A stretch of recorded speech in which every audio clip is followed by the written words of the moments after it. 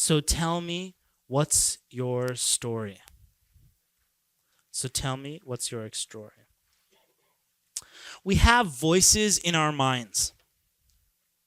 Voices that are speaking to us and chattering to us at all times. Even while I'm talking to you right now, there's a voice going in your mind. When you're, Yasser was saying, I was up all night. You know what he was doing? He was chatting to himself.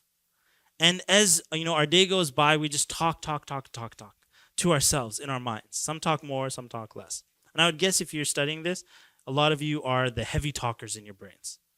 When people talk too much, I'm like, this person is just dumb in their brain, right? Because they don't spend time really valuing. But here, check this out. There's a principle that I learned. A principle that I learned about this talking in your mind is that people overestimate that voice in their mind to the point where they think that the voice in their mind is Allah speaking to them. They think the voice in their mind is God. And it is the deen of Islam. And it is the sunnah of the Prophet ﷺ that's speaking to them. I'm saying to that effect that they think that those messages that are coming there. So if they have an issue about money, they think this is Allah's opinion of money. No, it's just you talking to yourself in your brain. They have an idea about money. This is the sunnah of the Prophet ﷺ. Do you understand where I'm coming from, right? So you want to start by saying the voice in your mind is you. Have you been mistaken about things in the past, even though your mind told you something? Or are you always correct? In fact, I would say our minds are so weak that by the end of the day, you will have lost your pen. Your mind doesn't even know where your pen is. You think you know everything, and you don't even know where your pen is. Where's my keys? What happened to the God in your brain that's telling you everything? Correct? Okay, so now, one of the most profound activities that I have found that can switch things around and turn around for you is writing out your story. And this is how we're going to do it, inshallah ta'ala. There's two sides to this. In our minds, we basically have a money story. A story of how we will be dealing with money and how we interact with money. And you are living that story right now. Whatever the story is, you are living it. And you even have maybe a future story of where the story is going to. So for example, one person might have a money story that says, if I do da'wah, and the people of the past used to sacrifice for the sake of da'wah, I will have to sacrifice my family in the path of doing da'wah. This is a story. This is not what Allah wants. This is what you think, not even what you think. This is a story that you have that you're playing out. So when you make decisions, someone says, travel to the other side of the world, abandon your family for the sake of the da'wah, or like, that's what it'll take to do da'wah. Because this is what my story says. Is it correct? Is it not? It's just your story. I have found that there's two sides to this. One is writing out your old story. And getting honest. You might need to write it out 6, 8, 15 times before you get to the truth of what your money story is. And then after that, inshallah ta'ala, you'll be able to write out a new story. In your story, who is the hero of the story? And a lot of times, just an example, the brother said, like in a corporate world, the hero is your boss. And you are a pawn. You're an infantry. You're those guys that get killed in the movie right at the beginning, and nobody cares about them. But there's one guy in the movie that never gets killed because he's the hero of the story. Correct? Are you the hero of your story or not? For most people, no, they're not the hero. The hero is somebody else. And that's their own money story. Okay? When I wrote out my money story, the first draft, and starting to get, I realized that I had come to a point, and I wrote it out, that it was based on once I had built up a certain level, to go to the next level might require stepping back, actually breaking down things that I've already built up. And that's freaky. You're making a certain amount of money, the people that are making like $60,000, $80,000 in a job, the next step in your moving forward might be to quit that job. But that's a step back from $80,000. What does the person do at that point? What if I fail? What if I this and that? So their money story is that the hero of their story is their boss. They're an infantry person, a pawn. But a pawn that's being, given some good money that hates his job and lives life like that and then eventually dies, bringing no benefit to anybody. That's kind of like a truthful story. That's the old story and the one that you're living in. So what I want you to do right now is take a shot at writing your story. Kind of like one paragraph of what's going on with your money issues. And start writing it down. You want to start off with your story with saying, the truth is about your money issues. The truth is. Not your beliefs about money. How are you living out the money issue? So my current financial situation, the truth is, and then start writing. My current financial situation, the truth is, and start writing.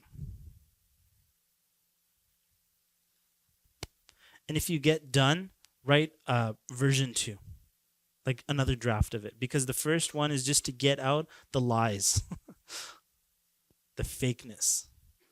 And go to the second draft, third draft, so you can get more to the truth. The truth is of my financial situation, my current financial situation, the truth is, and then keep writing it out. Okay, the reason that I said that what was written there is just superficial, right? As an example, right? So it's like, oh, this is my current financial situation.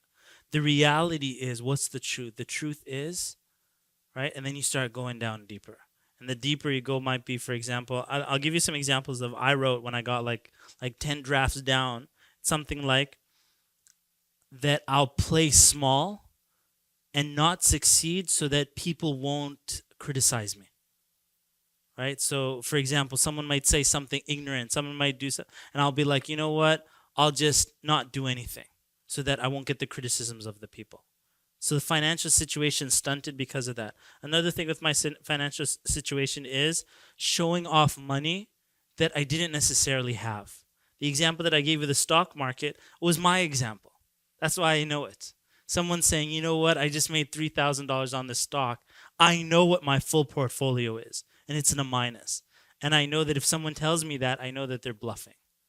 That they're just talking about the one stock that they made, and that's their current financial situation. They might be showing off things, some money that they made, but in reality, when you look at the overall picture, they're actually in debt. So you put in something like, oh, I show off this or I show off that.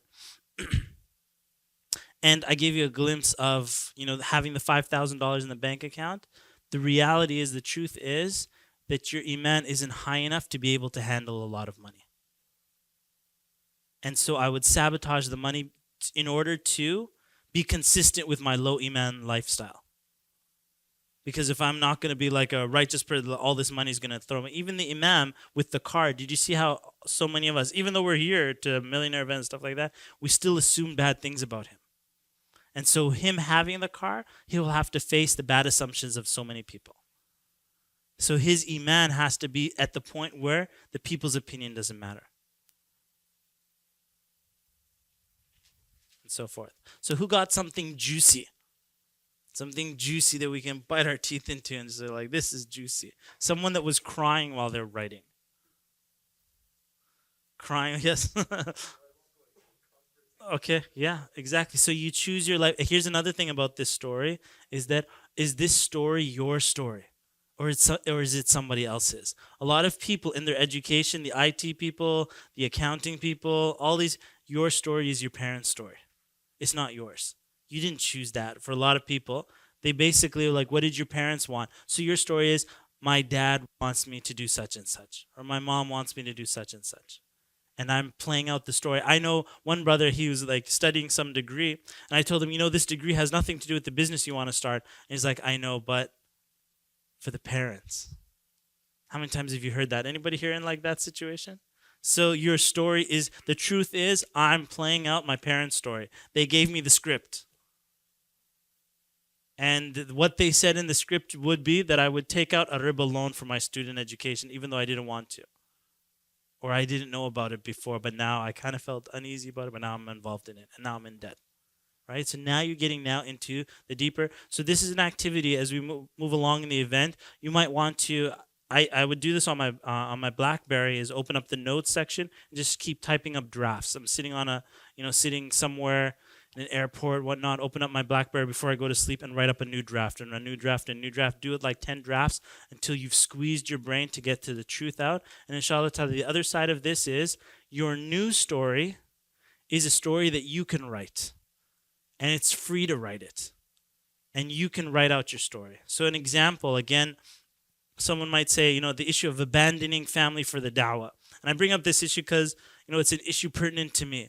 I wrote a news story and it says, I will not abandon the da'wah, my family for the sake of the da'wah.